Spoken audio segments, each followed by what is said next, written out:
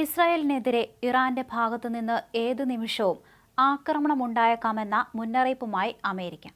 ഈ ആഴ്ച തന്നെ അത്തരമൊരു ആക്രമണത്തിന് സാധ്യതയുണ്ടെന്നും അമേരിക്ക ഇതിനെ പ്രതിരോധിക്കാൻ തയ്യാറായിരിക്കുകയാണെന്നും വൈറ്റ് ഹൗസ് അറിയിക്കുകയും ചെയ്തു.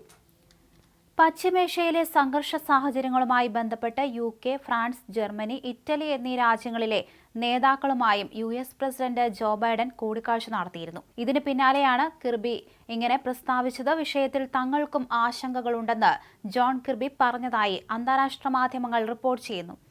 ഇസ്രായേലിന് പ്രതിരോധം ഒരുക്കുന്ന കാര്യത്തിൽ മുമ്പ് പറഞ്ഞ കാര്യങ്ങൾ തന്നെ ആവർത്തിക്കേണ്ടി വരും. അക്രമം വർദ്ധിക്കുന്ന സാഹചര്യങ്ങൾ ഉണ്ടാകാൻ ആഗ്രഹിക്കുന്നില്ല. ഇറാന്റെയോ അവരുടെ സഖ്യകക്ഷികളുടെയോ ഭാഗത്തുനിന്ന് അത്തരമൊരു നീക്കം ഉണ്ടാകുന്നതിന് മുൻപ് തന്നെ പ്രതിരോധിക്കണം. US-ന് പുറമെ UK, ഫ്രാൻസ്, ജർമ്മനി, ഇറ്റലി എന്നീ രാജ്യങ്ങളും ഇത്തരം ഭീഷണികൾ ഒഴിവാക്കാൻ ഇറാനോട് ആവശ്യപ്പെട്ടിരുന്നു.